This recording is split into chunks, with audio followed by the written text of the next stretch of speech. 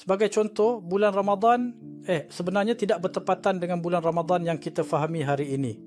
Dalam 5 tahun pertama hijrah, Nabi kita telah berpuasa 4 kali Ramadan. Dan sebenarnya Ramadan ini jatuh pada bulan Rejab. Dalam 4 tahun berikutnya pula, baginda berpuasa pada bulan Sya'ban dan hanya pada Ramadan terakhir baginda berpuasa di bulan Ramadan. Dalam pada itu, sudah tentu malam Lailatul Qadar juga, menurut keadaan ini, hanya jatuh pada bulan Ramadan pada tahun terakhir sahaja. Jika bulan Muharram bermula sebulan kemudian, secara semula jadi 1 bulan baru telah ditambah di antara, dan bulan Muharram yang sepatutnya telah berganjak ke bulan Safar. Safar pula berganjak ke Rabiul Awal dan bulan-bulan lain juga berganjak dengan cara yang sama. Jadi isu nasi ini sebenarnya tidak mempunyai kaitan langsung yang jelas dengan kronologi sirah. Cuma yang berlaku ialah peristiwa-peristiwa itu telah berganjak. Itu satu. Kedua, kita juga melihat bahawa Nabi Muhammad SAW melaksanakan beberapa peristiwa selaras dengan nasib.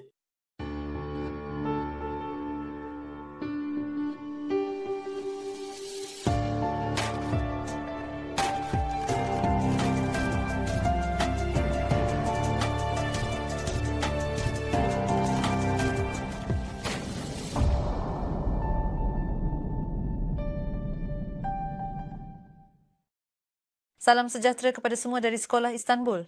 Para penonton yang dihormati, hari ini kita akan membincangkan isu nasi yang berkaitan dengan kalendar yang digunakan pada zaman jahiliah. Tetamu kita hari ini ialah Dr. Mehmet Apaydin.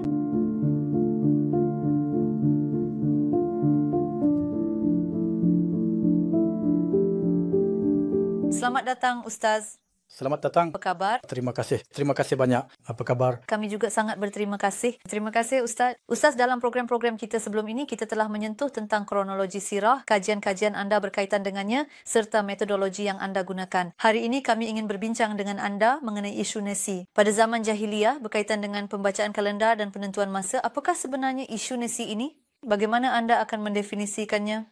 Boleh anda terangkan?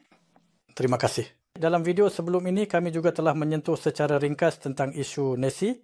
Kami katakan bahawa kita akan membincangkan perinciannya kemudian. Nasi bermaksud menangguhkan atau menunda. Ia juga boleh diungkapkan sebagai menambah atau menambahkan. Pada zaman jahiliyah, ia adalah satu konsep yang digunakan untuk menangguhkan bulan-bulan dalam kalendar. Kalendar hijrah ataupun kalendar bulan pada zaman jahiliyah adalah kalendar yang berdasarkan pergerakan bulan dan peredaran 12 bulan sepanjang setahun. Seperti yang anda tahu, pada awal bulan akan muncul anak bulan. Kemudian secara perlahan-lahan ia menjadi bulan penuh. Sekitar hari ke-14 atau ke-15 bulan. Selepas menjadi bulan penuh, bulan akan melalui fasa-fasa sehingga membentuk bulan sabit terbalik.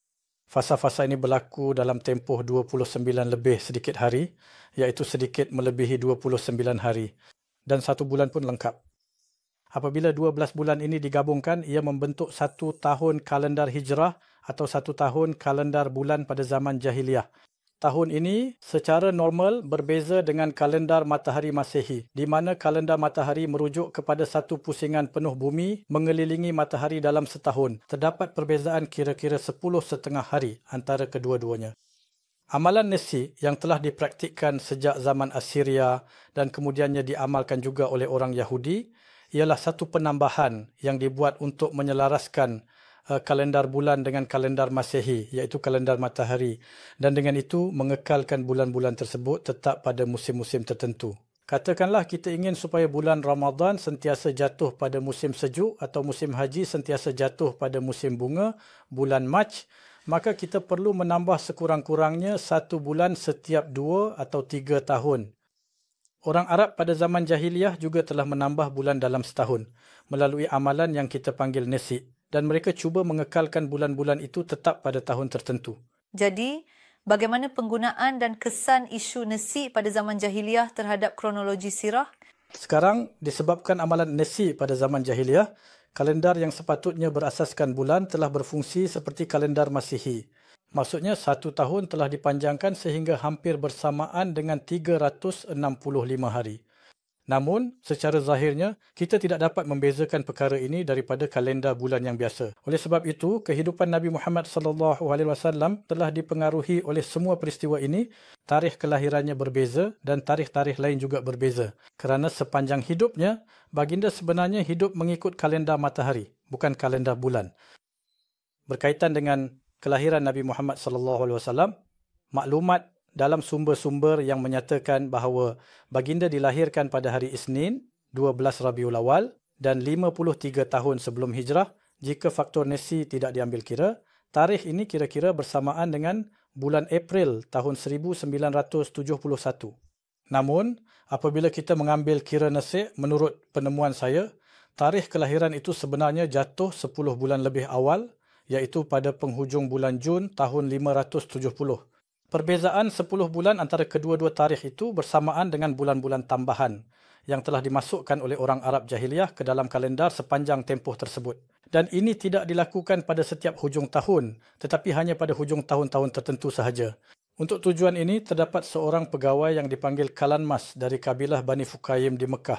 Setiap musim haji, Kalan Mas ini akan berdiri dan mengumumkan sama ada dia telah melaksanakan atau tidak amalan nasikh tersebut. Contohnya, sama ada bulan selepas Zulhijjah akan menjadi Muharram atau bulan nasikh. Dalam erti kata lain, beliau mengumumkan sama ada Muharram akan ditangguhkan selama sebulan atau tidak. Jadi selepas pengumuman itu, bulan Muharram sama ada akan bermula serta-merta selepas Zulhijjah ataupun bermula sebulan kemudian. Jika Muharram bermula sebulan kemudian, secara automatik satu bulan baru telah ditambah di antara dan bulan Muharram yang sepatutnya akan bergeser ke bulan Safar. Safar pula bergeser ke Rabiul Awal dan bulan-bulan lain juga bergeser dengan cara yang sama. Apabila bulan-bulan ini telah sekali digerakkan dari tempat asalnya, iaitu apabila satu nasi dilaksanakan, bulan-bulan tersebut mula disebut dengan istilah seperti Muharramul Esrar, Safarul Esrar, menggunakan perkataan Esrar. Perkara ini juga wujud dalam kalendar Yahudi. Kita mengetahui bahawa ia diambil dari sana melalui kajian Biruni. Dan dengan cara ini, bulan-bulan telah sekali bergeser dari tempat asalnya. Selepas 200 tahun berlalu, satu bulan lagi ditambah semula. Kali ini Muharram tidak bergeser ke Safar tetapi ke Rabiul Awal. Dan dengan cara ini, apabila 12 bulan telah ditambah, yang mana ia mengambil masa kira-kira 30 lebih tahun, bulan-bulan telah membuat satu pusingan penuh ke atas tahun dan dengan itu sebenarnya satu tahun tambahan telah disisipkan di antara tahun-tahun tersebut. Jadi, dalam kehidupan Nabi alaihissalam, terdapat perbezaan hampir 2 tahun, hampir setahun, terutamanya pada zaman Mekah, dan disebabkan perbezaan ini banyak peristiwa yang kita ketahui tarikhnya perlu dianjakkan ke masa yang lebih awal. Jadi, adakah terdapat situasi yang dihadapi secara langsung atau tidak langsung dalam proses dakwah Nabi kita berkaitan dengan amalan nasi ini? Sudah tentu ada. Nabi alaihissalam tidak mengambil sebarang tindakan berkaitan dengan amalan nasi. Perkara ini juga berterusan selepas kenabian. Ia juga berterusan selepas baginda berhijrah ke Madinah. Dan sebelum tahun ke-10 Hijrah, iaitu pada penghujung tahun ke-9, satu lagi amalan nasi terakhir telah dilakukan. Orang yang tinggal di Mekah itu yang namanya ialah Cunadah bin Auf. Itulah nama orang tersebut, individu yang bertanggungjawab. Dia berasal dari kabilah Bani Fukain, salah satu cabang Quraisy. Pelaksanaan nasi yang terakhir dilakukan pada penghujung tahun ke-9 semasa haji yang dipimpin oleh Saidina Abu Bakar.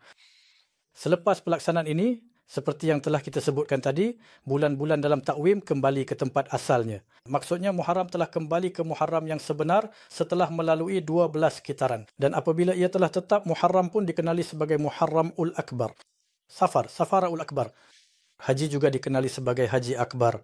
Oleh itu, walaupun Nabi Muhammad SAW menunggu dan menunaikan haji pada tahun Haji Akbar, sedangkan Saidina Abu Bakar menunaikan haji pada tahun Haji Esrar. Dan ketika baginda menunaikan haji, serta pada awal tahun itu juga, baginda telah melarang pelaksanaan nasi. Berkaitan dengan hal ini, pengumumannya juga telah dibuat semasa Haji Wada'. Ada ayat dalam surah At-Taubah yang berbunyi, Innaman nasiyu dahatin fil kufur. Pada masa yang sama, Nabi kita bersabda bahawa masa telah berputar dan kembali ke tempat asalnya. Baginda melarang amalan nasi dengan menyatakan bahawa selepas ini, amalan nasi tidak lagi dibenarkan. Oleh itu, hampir seluruh kehidupan Nabi kita berlangsung di bawah takwim nasi, iaitu takwim di mana bulan-bulan ditambah. Sudah tentu hal ini mempunyai banyak kesan. Sebagai contoh, bulan Ramadan pada masa itu sebenarnya tidak bertepatan dengan bulan Ramadan yang kita fahami hari ini. Dalam 5 tahun pertama selepas hijrah, Nabi kita telah berpuasa 4 kali Ramadan. Dan sebenarnya Ramadan ini jatuh pada bulan Rejab. dalam 4 tahun berikutnya pula, baginda menunaikan puasa Ramadan terakhir pada bulan Syaban dan akhirnya pada bulan Ramadan itu sendiri. Dan dalam tempoh ini, sudah tentu mengikut keadaan ini, malam Lailatul Qadar hanya jatuh pada bulan Ramadan pada tahun terakhir sahaja, dan begitulah keadaannya yang telah berlaku. Haji juga hanya semasa haji wada' Nabi kita, benar-benar jatuh pada bulan Zulhijjah yang sebenar, iaitu bulan Zulhijjah yang sebenar. Sebab itulah ia dipanggil Haji Akbar. Dan kerana penambahan bulan Onesi telah diharamkan, maka semua haji pada zaman kita sekarang dianggap sebagai Haji Akbar. Kerana kini tiada lagi bulan baru yang ditambah. Menurut penemuan saya pada zaman jahiliah juga, semasa peristiwa Gajah telah berlaku satu masa Haji Akbar. Sebab itulah penyertaan haji ketika itu sangat tinggi. Peristiwa Gajah juga berkaitan dengan hal ini. Orang Arab pada zaman mereka juga, apabila tiba waktu Haji Akbar, mereka lebih ramai yang menunaikan haji, manakala ketika Haji Esrar penyertaan lebih sedikit. Seperti yang dinyatakan Nabi Muhammad SAW dalam sepucuk surat yang ditulis kepada Muaz bin Jabal ketika beliau bertugas di Yaman pada tahun ke-9 Hijrah telah berkata, Al-Hajjul Esar Al-Umrah. Maksudnya Haji Esar itu adalah umrah. Ia bukan pengganti salib yang sebenar. Maksudnya, baginda telah menghantar surat yang berbunyi, datanglah dan sertailah Haji Akbar pada tahun ke-10. Pada zaman berikutnya, surat ini telah sampai kepada kita melalui riwayat. Namun, para ahli hadis berpendapat bahawa terdapat masalah di sini, mungkin berlaku kekeliruan, lalu mereka menukar Al-Umrah kepada Hajjul Esar. Maksudnya, umrah itu adalah haji kecil. Padahal mereka tidak memikirkan apa maksud sebenarnya istilah haji kecil itu. Sebenarnya Al-Umrah bukanlah Haji Al-Isar, tetapi Al-Hajj Al-Isar Al-Umrah, iaitu Haji Al-Isar ialah umrah. Nabi Muhammad SAW sebenarnya ingin mengatakan bahawa ia tidak boleh menggantikan haji. Dalam kajian kronologi sirah yang anda lakukan, Ustaz, sumber sejarah mana yang anda jadikan rujukan ketika meneliti kesan pelaksanaan Nasa'? Jadi bagaimana seharusnya kita membina jambatan antara riwayat tradisional dan data dari zaman moden? Ketika saya meneliti amalan Nas, sebenarnya sudah sejak lama. Semasa saya masih pelajar, bahkan ketika di sekolah menengah agama, saya menyedari bahawa tarikh-tarikh dalam kehidupan Nabi Muhammad SAW tidak selari dengan kalendar. Maksudnya, umpamanya dalam sumber-sumber disebutkan bahawa Nabi Muhammad SAW berhijrah dari Mekah ke Madinah pada hari Isnin, 12 Rabiul Awal. Namun, apabila kita kembali ke tahun pertama hijrah dan menggunakan kalendar, apabila kita melihat pada 12 Rabiul Awal tahun itu, ia sebenarnya jatuh pada hari Khamis, bukan hari Isnin seperti yang disebutkan. Bagaimana ini boleh tidak selari? Itulah yang saya fikirkan. Atau misalnya dikatakan bahawa Perang Badar berlaku pada hari Jumaat 17 Ramadan. Kita juga melihat perkara itu. Ia bukan jatuh pada hari Jumaat tetapi pada hari Selasa. Di sini satu situasi seperti ini timbul. Saya mula berfikir sama ada terdapat kesilapan dalam riwayat-riwayat ini atau terdapat kesilapan dalam kalendar kita. Dan kemudian semasa saya belajar di ODTU dalam bidang pendidikan fizik, kerana saya juga terlibat dengan fizik, saya rasa tanggungjawab ini jatuh kepada saya dan saya mula membuat kajian. Dan akhirnya saya mendapati bahawa terdapat satu hubungan antara data-data sedia ada, penentuan tarikh dan penentuan tarikh yang datang daripada para sahabat dan tabi'in dalam sumber-sumber, dan apabila hubungan ini dikaji secara matematik, sebenarnya tahun ke-5 dan ke-9 saling berkaitan jika ditambah 1 bulan pada penghujung setiap tahun tersebut. Saya juga mendapati bahawa penambahan bulan pada penghujung tahun ke-5 dan ke-9 itu sebenarnya berpunca daripada penambahan yang dilakukan oleh orang Arab pada zaman jahiliyah di Mekah yang turut memberi kesan kepada Nabi kita di Madinah dari segi sejarah. Kemudian, perkara ini diterbitkan sebagai sebuah buku yang bertajuk Gunli'u Rasulullah pada tahun 1995. Sudah tentu, selepas penemuan ini, secara semula jadi, semua tarikh yang dilalui oleh Nabi kita di Madinah mula selari dengan kalendar. Kerana saya telah menghasilkan satu kalendar yang baharu. Dalam kalendar ini, terdapat 2 bulan lebih banyak berbanding dengan yang ada sekarang. Maksudnya, Nabi kita tidak tiba di Madinah pada 24 September, tetapi pada 26 Julai mengikut kalendar Julian dan baginda tiba pada hari Isnin, 12 Rabiul Awal. Perang Badar pula berlaku pada hari Jumaat, 17 Ramadan, dan tarikh-tarikh lain juga menjadi selari dengan cara ini. Pada masa yang sama, data geografi dan juga berkaitan tumbuh-tumbuhan turut sepadan dengan ini. Sebagai contoh, ketika Nabi kita tiba di Madinah, kurma masih segar. Pada 26 Julai, kurma baru sahaja mula masak, sedangkan pada 24 September, kurma sudah lama kering. Apabila kita membaca riwayat, kita dapati bahawa Nabi kita dihidangkan dengan kurma segar, kurma yang baru sahaja masak juga dihidangkan kepadanya menurut riwayat. Kita juga melihat bahawa perkara ini adalah selari dengan maklumat tersebut.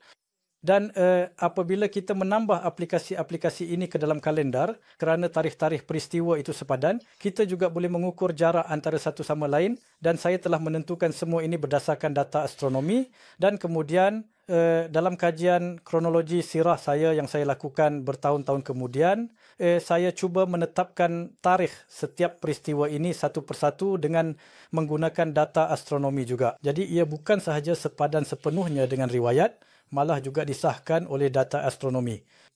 Sebelum ini, perkara ini tidak wujud. Maksudnya, apabila seseorang ingin menunjukkan satu tarikh berdasarkan riwayat, contohnya seseorang yang ingin menunjukkan tarikh Perang Badar, dia sama ada perlu menolak riwayat itu atau tidak dapat menetapkan tarikh, penetapan tarikh Masihi. Ustaz, amalan nas yang telah dibatalkan dalam Al-Quran melalui surah At-Taubah. Jadi bagaimana persepsi masa dalam Islam berubah selepas itu? Pada zaman sebelumnya, iaitu ketika amalan Nas'a' masih dijalankan, bulan-bulan sentiasa jatuh pada musim yang sama. Sebagai contoh, bulan Ramadan jatuh pada musim panas. Begitu juga, bulan Zulhijjah kira-kira jatuh pada bulan Mac. Oleh itu, wujudlah satu keadaan di mana bulan-bulan itu seolah-olah seperti bulan-bulan Masehi. Namun, apabila amalan Nas'a' ini diharamkan melalui surah At-Taubah pada tahun terakhir Hijrah, secara semula jadi bulan-bulan pun mula beredar sepanjang tahun. Dan struktur yang kita sebut sebagai takwim hijrah pun muncul. Sebenarnya perbezaannya dengan yang sebelumnya adalah seperti berikut. Pada zaman dahulu, amalan Nas'a' tidak dilaksanakan dengan betul. Maksudnya orang-orang yang melaksanakan Nas'a' itu tidak melakukannya apabila mereka sepatutnya melakukannya demi kepentingan mereka sendiri. Dan mereka melakukannya walaupun tidak sepatutnya dilakukan. Dari mana? Kerana dalam konteks peperangan antara mereka, apabila mereka tidak mahu menghalalkan peperangan dalam bulan-bulan haram, mereka tidak melaksanakan Nasr'. Padahal, secara normalnya mereka sepatutnya mematuhi peraturan itu. Keadaan ini akhirnya telah dihapuskan. Kini, takwim telah menjadi satu sistem yang berjalan dengan jelas dan teratur. Dan dalam sistem ini, bilangan bulan telah menjadi 12. Dan ia juga beredar sepanjang tahun. Satu-satunya masalah di sini ialah bulan-bulan tidak bertepatan dengan musim dan umat Islam pun akhirnya terbiasa dengan keadaan ini. Bulan Ramadan pula sepanjang hayat Nabi Muhammad SAW ketika baginda berpuasa, bulan Ramadan jatuh pada bulan Disember dan November. Kerana terdapat juga amalan nasi. Maksudnya baginda tidak pernah berpuasa Ramadan pada musim panas. Namun pada zaman-zaman berikutnya, bulan-bulan ini mula beredar merentasi musim. Dan semasa pemerintahan Khalifah Umar, selepas amalan nasi ini dihapuskan, satu permulaan juga ditetapkan untuk takwim ini, iaitu dengan peristiwa hijrah. Dan permulaan ini sebenarnya sangat bermakna. Saya juga ada menulis sebuah artikel berkaitan dengan perkara ini. Disebabkan oleh amalan nasi yang ditambah pada penghujung tahun kelima dan ke-9 yang saya sebutkan sebentar tadi, ketibaan Nabi kita ke Madinah sebenarnya jatuh pada bulan Muharram dalam takwim hijrah kita hari ini. Baginda sebenarnya tiba pada bulan Rabiul Awal. Namanya Rabiul Awal. Tetapi dalam takwim hijrah yang kita gunakan hari ini, ia sebenarnya jatuh tepat pada hari ke-12 bulan Muharram. Pada zaman Sayyidina Umar, mereka juga menyedari perkara ini sebab itulah mereka memulakan takwim dari bulan Muharram dan dengan itu ia benar-benar selari. Dan selepas itu takwim hijrah pun bermula. Untuk lebih memahami kesan isu Nas'a' dalam kronologi sirah, bolehkah Ustaz terangkan dengan satu contoh dari sejarah? Sebenarnya, isu Nas'a' ini tidak mempunyai kaitan langsung yang jelas dengan kronologi sirah. Ia hanya satu keadaan di mana peristiwa telah berubah. Kedua, kita juga melihat bahawa Nabi Muhammad SAW melaksanakan beberapa peristiwa selari dengan amalan Nas'a'. Sebagai contoh, terdapat satu ekspedisi yang dikenali sebagai ekspedisi Nahla.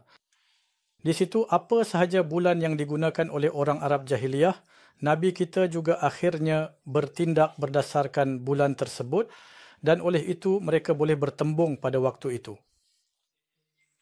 Di sini amalan Nas'a' secara semula jadi telah diterima dan digunakan sebagai takwim oleh Nabi kita dan para sahabatnya. Masalah di sini ialah kerana kita tidak dapat melihat amalan ini dalam takwim hijrah, iaitu takwim hijrah yang kita miliki tidak menunjukkan bulan-bulan nas sama, maka penentuan tarikh menjadi salah. Seperti yang saya sebutkan sebentar tadi, contohnya Perang Badar tidak berlaku pada tarikh yang betul. Perang Uhud juga tidak berlaku pada tarikh yang betul. Contohnya Perang Khandak. Sepatutnya mengikut kiraan hari ini, ia berlaku pada 24 Mac. Padahal pada 24 Mac, Madinah sebenarnya sangat panas. Tetapi apa yang kita baca daripada sumber-sumber? Kita baca bahawa para sahabat sangat kesejukan semasa Perang Badar, malah hampir-hampir membeku. Dari mana? Kerana sebenarnya, seperti yang saya sebutkan juga, peperangan itu berlaku 2 bulan lebih awal daripada yang diketahui, iaitu pada hujung Januari atau bulan Februari. Tetapi apabila kita tidak dapat melihatnya dalam kalender secara semula, jadi kita boleh beranggapan bahawa perkara itu, riwayat-riwayat tersebut bertentangan atau kalender itu sendiri yang bertentangan. Dalam konteks peristiwa-peristiwa lain, perkara ini juga mempunyai kesan seperti berikut. Sebagai contoh, dalam Al-Quran pada ayat dalam surah At-Taubah disebutkan, katakanlah kepada orang-orang musyrik agar mereka berjalan di muka bumi selama 4 bulan. Namun, dalam ayat berikutnya pula disebutkan, apabila bulan Muharram telah berlalu, maka perangilah mereka. Sekarang kita tahu bahawa ayat ini diturunkan pada bulan Zulkaidah dan dibacakan oleh Saidina Ali kepada orang-orang musyrik di Mekah. Zulkaidah, Zulhijjah, Muharram. Jika ia diturunkan pada bulan Zulkaidah, maka Zulkaidah, Zulhijjah, Muharram. Maksudnya 3 bulan. Jika disebutkan tentang berperang setelah bulan Muharram berlalu, itu bermakna setelah berlalunya bulan-bulan haram, iaitu 3 bulan. Jika disebutkan demikian, apa maksudnya? Itu bermakna 3 bulan telah berlalu, padahal pada awalnya disebutkan 4 bulan. Di sini, para mufassir terdahulu telah menyedari adanya percanggahan dan cuba untuk menafsirkannya. Sebahagian mereka berkata bahawa maksudnya adalah selepas berlalunya 4 bulan yang diberikan di sini. Sebenarnya bukan Muharram tetapi tempoh 4 bulan dan sebagainya. Mereka telah membuat pelbagai tafsiran, tetapi dalam Al-Quran, istilah Ashhurul Hurum juga digunakan di tempat lain sebagai satu konsep. Oleh itu, ia menjadi tidak konsisten. Namun, menurut penemuan kami, sebenarnya terdapat bulan keempat di sini. Zulqa'dah, Zulhijjah, bulan Nasi, Muharram. Jadi, sebenarnya bukan sahaja 4 bulan telah berlalu, tetapi juga bulan Muharram telah pun berakhir dengan pelaksanaan nasil terakhir yang ditambah semasa haji oleh Saidina Abu Bakar. Mengenai amalan Nesi ini, seperti yang dapat kita lihat secara astronomi dan juga kita boleh kira, terdapat juga data sejarah. Sebagai contoh, semasa haji Saidina Abu Bakar, kita boleh membaca daripada banyak riwayat bahawa haji itu jatuh pada bulan Zilqa'dah. Mereka boleh menemui maklumat ini dan sumber-sumber saya dalam buku-buku saya. Ya, mari kita sekali lagi arahkan penonton kita kepada buku-buku anda. Jadi Ustaz, adakah pada masa kini terdapat cukup kajian mengenai perkara ini? Adakah anda melihat sebarang kekurangan di sini? Pada pendapat anda, adakah sudah cukup kajian dilakukan mengenai isu Nas Ashar ini? Terdapat beberapa kajian yang dilakukan oleh orang barat dan juga di kalangan kita. Namun, apabila mengambil kira kajian saya, kerana isu ini mempunyai aspek astronomi dan bahagian teknikal, terutamanya dalam kalangan ahli teologi kita, selain saya sendiri, tidak banyak yang telah dilakukan. Maksudnya, yang benar-benar menumpukan kepada isu Nasr ini. Ada juga pensyarah lain yang sedang menjalankan beberapa kajian sekarang. Oleh kerana kajian-kajian itu belum diterbitkan, saya tidak dapat menyebut nama, tetapi mereka sedang membuat kajian dan insya-Allah akan ada hasil tertentu dari situ. Di barat juga terdapat beberapa kajian, tetapi ciri umum kajian-kajian ini adalah seperti berikut. Secara umumnya, satu kalender tertentu dibuat dengan menambah 3 bulan pada setiap tahun dan peristiwa-peristiwa pada zaman Nabi Muhammad SAW didatangkan ke belakang dan ditarikhkan dengan cara ini. Padahal, keadaannya bukan begitu. Menurut pemerhatian saya, tidak seperti yang disangka, penambahan 1 bulan tidak dilakukan secara tetap setiap tahun atau setiap 3 tahun. Mereka bertindak sesuka hati dan inilah sebenarnya yang dikritik dalam Al-Quran. Yuhillunahu buta dan yuharrimunahu buta. Maksudnya kadang-kadang mereka menghalalkan, kadang-kadang pula mereka mengharamkan. Dengan kata lain, apa yang sepatutnya dilakukan secara normal tidak dilaksanakan. Dan perkara ini, penambahan yang berbeza-beza ini tidak membenarkan kita untuk secara langsung membentuk satu takwim terlebih dahulu dan menetapkan tarikh peristiwa-peristiwa tersebut. Jika ia dilakukan, maka kali ini ia akan bercanggah dengan riwayat-riwayat. Sebagai contoh, tarikh ketibaan ke Madinah pada 12 Rabiul Awal tidak jatuh pada hari Isnin atau 17 Ramadan tidak jatuh pada hari Jumaat. kerana ia bukan tarikh yang betul. Apa yang saya lakukan sebenarnya adalah berdasarkan riwayat menentukan pada tahun-tahun mana bulan tambahan dimasukkan. Kemudian setelah saya meletakkan bulan-bulan yang telah saya tentukan itu, saya membentuk takwim baru. Dan dengan takwim baru itu, saya menetapkan tarikh peristiwa-peristiwa tersebut. Takwim baru ini juga kami bentuk dengan bantuan data astronomi dan kami mendapati bahawa takwim ini disokong oleh begitu banyak riwayat sehingga tidak mungkin untuk menolaknya. Apabila kita menghapuskan perkara-perkara ini, iaitu apabila kita tidak menambah bulan-bulan tersebut, hampir tiada satu pun daripada lebih 30 riwayat itu yang sepadan dengan takwim. Kecuali ziarah perpisahan. Mengapa tarikh Haji Wada' sepadan? Kerana amalan nasa' telah diharamkan, jadi tiada lagi penyelewengan. Oleh sebab tiada penyelewengan, tarikh itu pun sepadan. Yang lain tidak sepadan. Memang sangat sukar dan pada masa yang sama ini juga isu yang sangat penting, Ustaz. Namun begitu, dengan penyesuaian-penyesuaian ini sebenarnya ia kelihatan seperti sejarah Islam juga perlu ditulis semula pada satu tahap. Satu kajian yang sangat berharga. Sudah tentu seperti kajian-kajian anda yang lain juga. Seperti saya sebutkan tadi, biarlah perbincangan ini membuka satu pintu untuk penonton kita. Kita berbincang setakat masa mengizinkan supaya mereka dapat membuat kajian lebih mendalam dan pembacaan lebih luas. Kita juga ingin mengarahkan mereka kepada buku-buku anda. Terima kasih atas ulasan bernilai dan penyertaan anda, Ustaz. Terima kasih. Terima kasih. Para penonton yang dihormati, hari ini kita telah menilai pembacaan kalendar pada zaman jahiliah melalui isu Nas Ain. Jumpa lagi di episod seterusnya. Selamat tinggal.